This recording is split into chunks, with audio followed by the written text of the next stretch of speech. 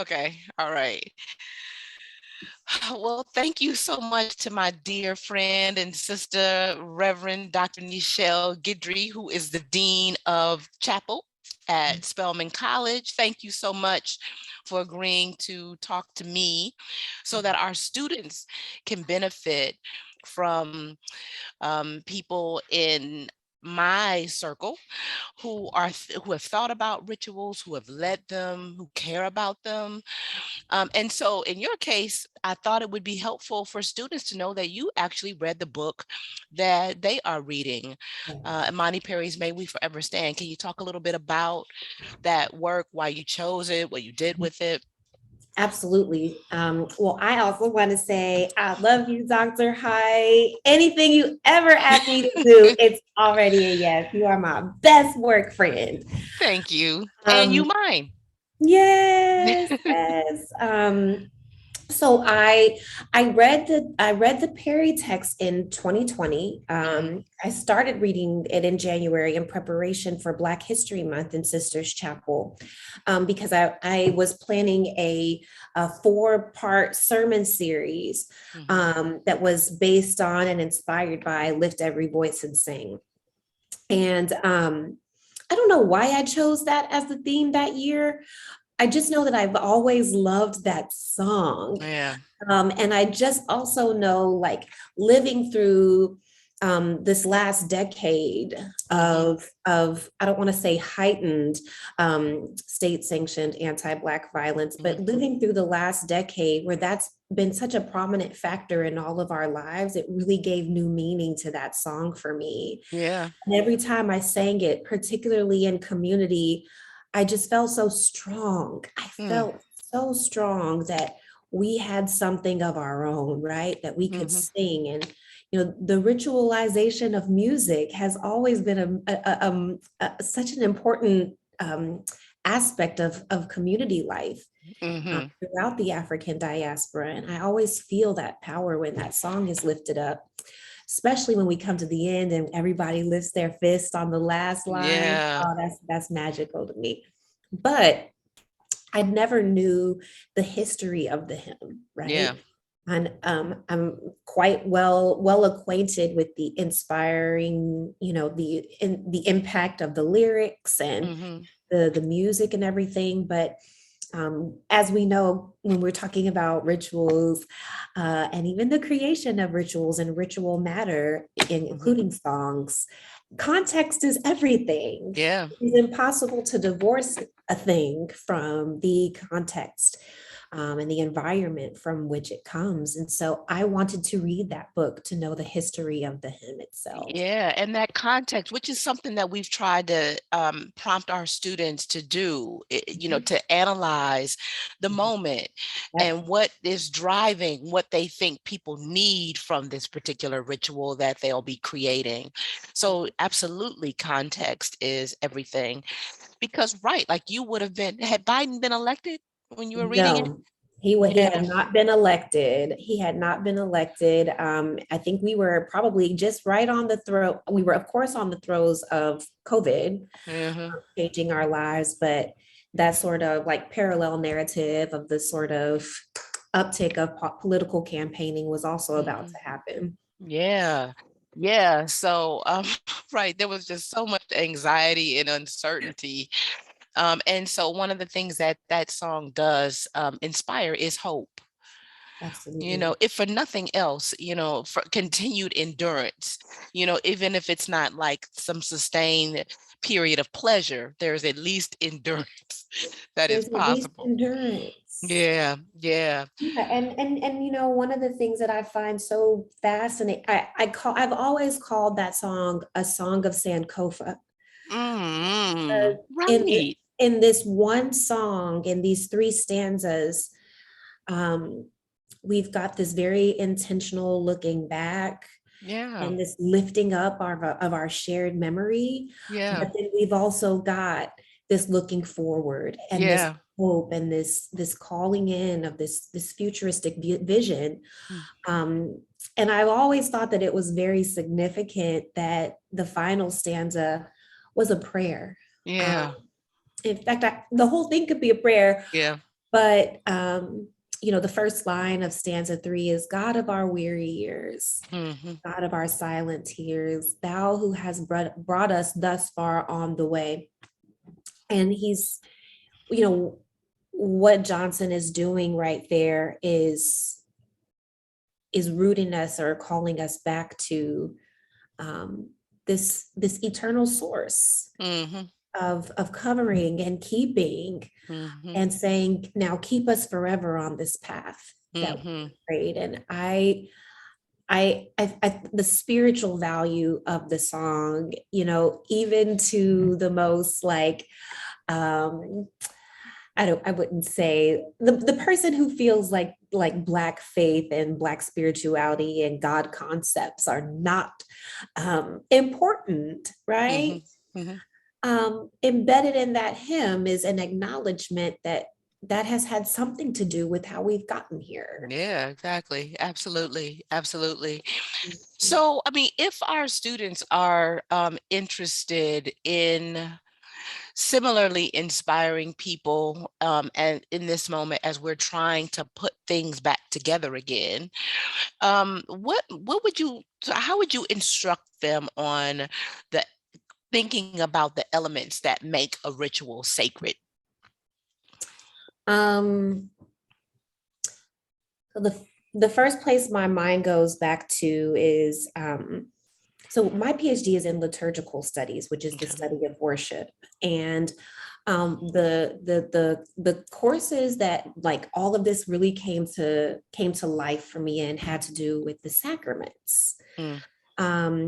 And there are some very basic building blocks of sacramental rituals. And the first one is a symbol, right? You always have to have some artifact representing what you believe is happening in this moment, right? So, for example, like baptism is the ritual of Christian initiation. It's the sacrament where we believe God comes to us and joins us in this moment of opening up our arms and welcoming somebody new into the community. And the symbol in that ritual is water. Water, yeah. Is water. So you always need an artifact. You always need a symbol, something that materially represents what we're doing here.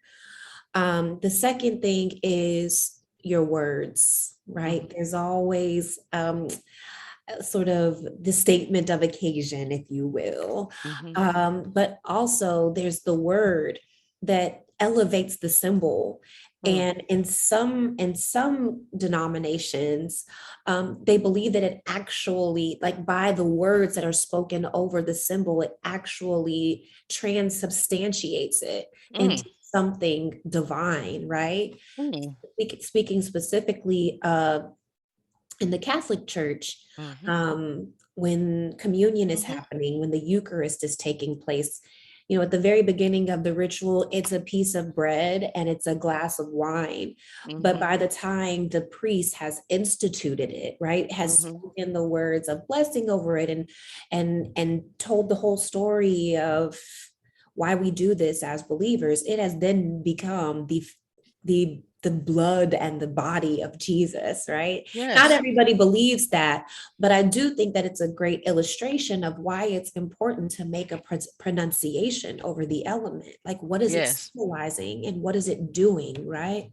Yes. Why do we need this? And then finally, this is the thing that kind of separates a sacrament, right, from a ritual, from a, I wouldn't say a secular ritual, but this is what makes a sacrament is the spirit, right? There's always an invocation. There's always an invitation to spirit, to our cloud of witnesses, to be present in this moment with us. Because in participating in the ritual, we are participating in an activity that has been done for ages. Yeah. We are connecting ourselves to a wider and a longer and a broader narrative than what's happening right now. That's interesting. And of course, I didn't think about this because we didn't talk about your answer. We just kind of talked about the questions. But as I'm listening to you, one of the things that has come up in the discussions that I've had with others about this is the problem of going through a ritual without being mindful and being deliberate. And so, what might you suggest about how you open yourself up to the relationship to the past? Because a part of what they were suggesting is the way that you kind of make it deliberate is you think about the relationship to what it inspires regarding the future. But a part of what you're suggesting is about, to me, about opening yourself up to how you honor the Yes. past and your participation in that. And so, do you have any guidance about how you might stimulate an awareness Yeah. of your presence? Um, I feel like it's as simple as telling the story. Mm, So when you and I have been talking off and on about this, and one of the rituals that I feel like is very essential to our life at Spelman is Founders Day. mhm, And every time Founders Day happens, convocation, the high point of convocation is the recitation of the history of Spelman. mhm, Um, and it's from that high point of convocation that everything sort of builds up to it, and mhm, everything that happens after it is in correlation to it. mhm, And it happens at, like again, like in chapel every first Sunday, mhm, we have communion. Um, and in Sisters Chapel, I've made it a tradition to practice what's called an open table, which mhm, means if you don't have a particular, affinity, or if you don't think that you've been saved or haven't been baptized, the table is also for you. mm, Because what we believe is that it is a table of grace. mhm, And very, very, very, very clear. Like, it's not Neichelle's table, it's not Dean G's table, it's not Spelman's table. This mhm. is this is the table of God, Yeah. where if he had a politic of come as you are when he was living, surely his table politic is come as you are now, right? So Mhm, come as you are. And so, having set that context, what I then do is I tell the story. On the mhm, night that he was betrayed, Jesus took bread. He mhm, had dinner with his friends, the people that he trusted, even mhm, knowing that one of them would betray him. And he took mhm, a piece of bread, he blessed it, he broke it. He said, "This is my body broken for you." mhm, And these words of institution, these stories, it like you said, it makes us mindful that while this is a meal that is here for our sustenance, just like any other, this is a different meal, yeah. because it's connecting us, um, to a spiritual heritage. It is providing spiritual nourishment for the journey that is ahead. Mhm, And we're doing it because he said, and as often as you do this, do it in remembrance of me. And as often as you do this, you proclaim the Lord's death until he comes again. yeah.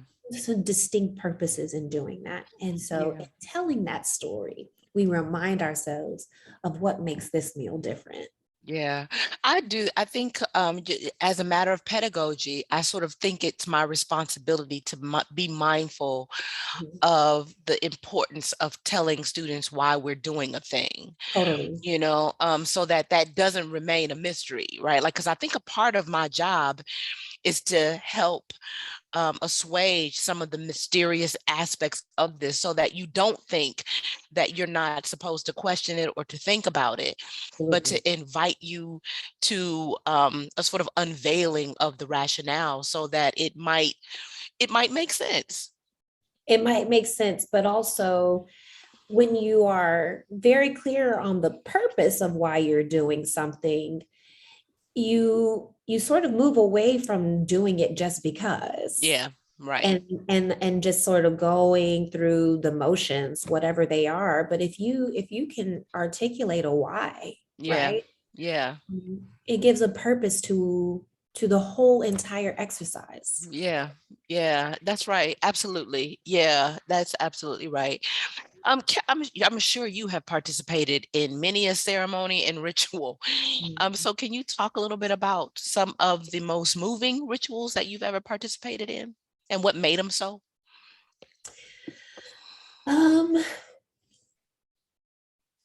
yes, one of the most moving sort ceremonies that I've ever, my 110% honest truth is the day that I crossed Delta. Wow. Wow. Wow. My ordination was very powerful as well. Okay. Um, but the way that our crossing happened, Hmm. without betraying the trust, um, it was one of the most powerful days of my life because um, sort of we had spent like all this time while we're pledging, like doing what we were just talking about, like learning the history and Hmm. learning the why. But my chapter, they had this sort of illustration that was embedded in our crossing ceremony, um, that we're, once the individual crossed over and you got a chance to watch your line sister participate in the illustration, you really got a chance to see, like, you are really stepping into a sisterhood.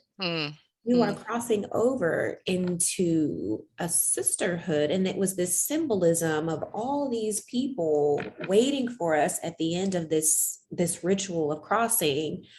And um, what they adorned us in a particular way after we crossed, and it was just something that felt very holy to me, Hmm. um, because of the presence and the embodiment of sisterhood amongst Black women. Hmm. I'll never Hmm. forget it. I experience a similar feeling now when I attend crossing ceremonies, um, because of what's written in our internal documents, and Hmm. going back and revisiting the agreements and the promises and the vows that I've taken over a decade ago. Man, they have laid out some ritual very powerfully in our Hmm. sisterhood, and it keeps you dedicated. It just Hmm. pierces the soul. Um, but with a little more detail, the day I was ordained was very powerful. Hmm. I was the youngest person that day to be ordained. Um, and part of the ordination ritual in my denomination is,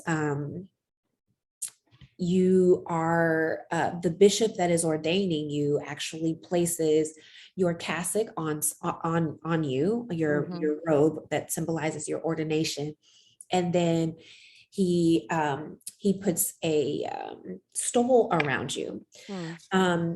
But when the stole is being bestowed around the neck of the person who's being ordained, it is the words that are spoken are such that this is not, um, this doesn't separate you from people in a way, um, that basically don't utilize this stole and what it symbolizes to exert your power in a way that is Hmm. in defiance of the gospel.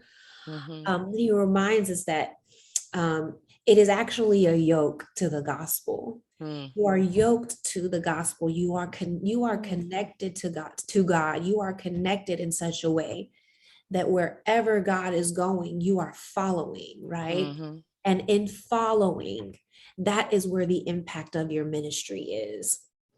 And so the day that I got ordained, my bishop put the stole on me, and when he explained the yoking, he tugged on it, and Wow. um, and when it starts to feel like it gets heavy, when it Yeah. starts to feel like you can't do it by yourself, he was like, "Remember who you're yoked to." Oh, wow. And I Yeah. was like, needless to say, I was on the Mhm. floor at the end of the ritual because it was so spirit filled. Yeah. And I'll Yeah. never forget that it was clarified. My agreement is to be yoked to God. Yeah. Oh, that's powerful. That's Mhm, powerful. And I was listening to you thinking, I think that in my case, mhm, um, all of the like the ritual practice is most deeply felt for me when it's vernacular. Mhm. Like when it's sort of institutional, I'm in it with such like authentic acknowledgement of my own sort of experience of the people in it, Yeah. that I'm not sort of, I don't often accept it. But like I'm thinking about things that I've done ritualistically with friends, Yeah. or like in high school when things would sort of become a tradition, and like assuming the mantle of now it is my turn to do this thing. Yeah. That's when it for me felt the most meaningful. Because, Mhm. like at the undergraduate level, when I crossed, man, I was so, I mean, it was, and times have changed. So the things that used to happen no longer happen. I will say that. Praise But God for change. listen, I was so, I didn't forget okay, all I, of that stuff. yeah. And No, I get yeah, so I was kind of it. like, yeah, okay, Let's get like, it over with. yeah, move past this. Right. Yeah, but I receive what you're saying, especially as an adult, Yeah. and what women can do in understanding the importance of bringing people into like sisterhood as a Mhm. verb, Totally. and how meaningful that can be. Well, in terms of campus rituals and traditions, I mean, you're at the forefront of leading so many of those. What kind of like, how do you position yourself in terms of the outcomes that are possible?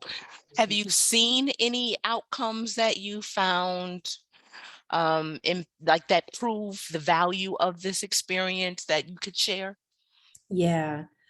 Um, I think the most important outcome is how when a ritual is done well, right? Hmm. It has a profound implication for the community at Hmm. hand. So to me, at this particular moment, I feel like the greatest outcome is is we have this sort of like a growing spiritual community here Hmm. that feels very alive. Hmm. And I feel like one of the things that really surprises me about this is that there is a simultaneous broadening Hmm. and deepening that's Hmm. happening. Now, I honestly feel like one of these is happening at one time. Most of the time, we're either getting bigger or Hmm. we're going deeper and we're building our intimacy and our connection. But to see both of these things happening at one time means this to me, that there are members in the community that are beginning to take an ownership of the community, Hmm. and an ownership in such a way that they want to bring people with them, right? Hmm. Hmm. That they want other people to be a part of it with them. Hmm. Whereas I feel like there was certainly seasons, especially like when I first got here, Hmm. where I felt like I was the Lone Ranger. Yeah. Come to chapel, Yeah.